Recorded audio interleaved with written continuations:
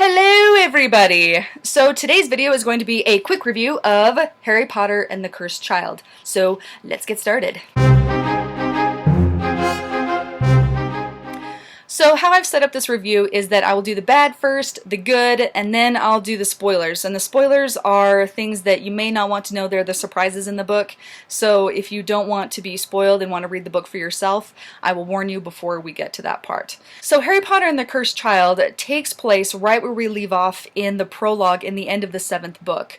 So Harry Potter is sending off his kids to Hogwarts. Specifically, his middle child, Albus Severus Potter, is very worried that he's going to be sent off to Slytherin. He's going to be sorted into Slytherin instead of Gryffindor. And so we start off with that conversation and how that goes. Albus Severus Potter befriends Scorpius Malfoy, who is, you guessed it, the son of Draco Malfoy. That's where the book just sort of kicks off into their shenanigans and angst and teenage craziness. The bad about it, some people do not like the fact that it is in fact written in script format. Some people do not like that.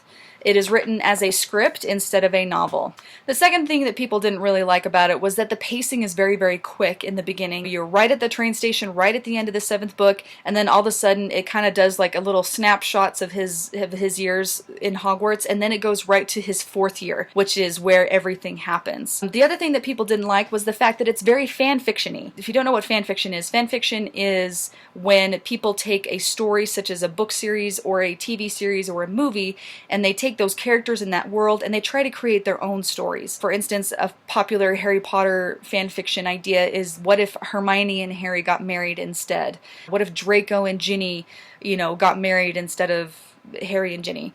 And so that's kind of what fan fiction is. It's when people, usually teenagers, take those stories and make it their own. But that's what people were very surprised about, was that it felt like a fan fiction. But it is written by J.K. Rowling. It has a couple other people, obviously, on the title. It's not pure J.K. Rowling, so that's kind of where I'm just like, well, yeah, I guess it does read like a fan fiction, but the fact that it's not pure J.K. Rowling kind of degrades that argument for me. One of the other things that people didn't like about it was the fact that some of the characters, it seems like, don't behave like themselves. They are adults now. You have to realize that they have gone through a war with a dark wizard, and so there might be a little bit, they might be a little bit quirky. But some people feel like that they didn't behave like their characters were presented in the Harry Potter series, and so some people had a real problem with that. So to get into the good about it, I really liked it just because of the fact that it is Harry Potter canon now, and it's kind of fun to see where everybody is and what they're doing in the Harry Potter world as adults.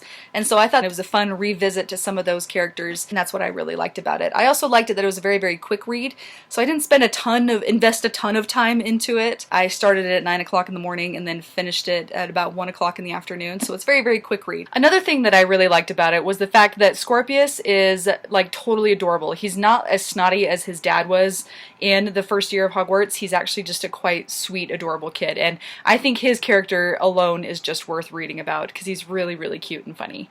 All in all, I do recommend that Harry Potter fans read this book because it is official Harry Potter canon, but I also put a big warning label on it as well because it does not read like a regular traditional Harry Potter book. So if that bothers you, then I would skip over it and just kind of read a synopsis of it. But if you want to read the official Harry Potter canon as a Harry Potter fan, then I do recommend you read it. Spoiler zone ahead. Spoiler zone ahead. If you don't want to be spoiled, don't continue watching this movie, or this video. Don't continue watching this video. Go ahead and go read the book for yourself to see where it goes. The craziest thing that I thought was really kind of funny too in this story is that there's a character named Delphi. Delphi is the secret love child of Voldemort and Bellatrix Lestrange. That's right, Bellatrix Lestrange and Voldemort had a child.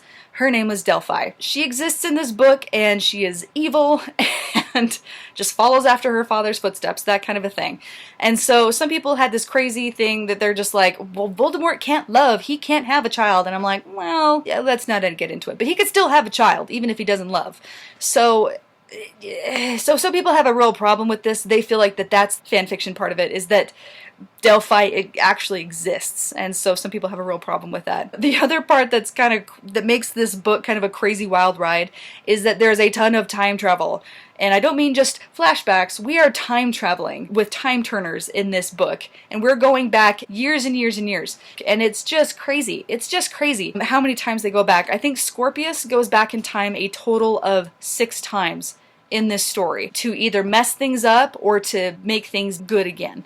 But Scorpius is a good guy, just so you know. Scorpius and Albus, they are both good kids. Their hearts are in the right place, but just not quite smart about it. Also, you really, really need to know your 4th Harry Potter book, Goblet of Fire, really, really well for this. And for some reason, Cedric Diggory plays a huge role in Harry Potter, whether he succeeds or not. And so in this book, depending on what happened to him in the Triwizard Tournament, totally screwed up the future. So it was kind of funny to see how much Cedric Diggory played a role, and the fact that he had to die. Like, there was no way that they could save him, and he had to die for the story to progress the way that it did. So that's my review of Harry Potter and the Cursed Child. Let me know about what you thought about it. Did you love it? Did you hate it? Let us know. Throw out your theories, and we'll see you next time.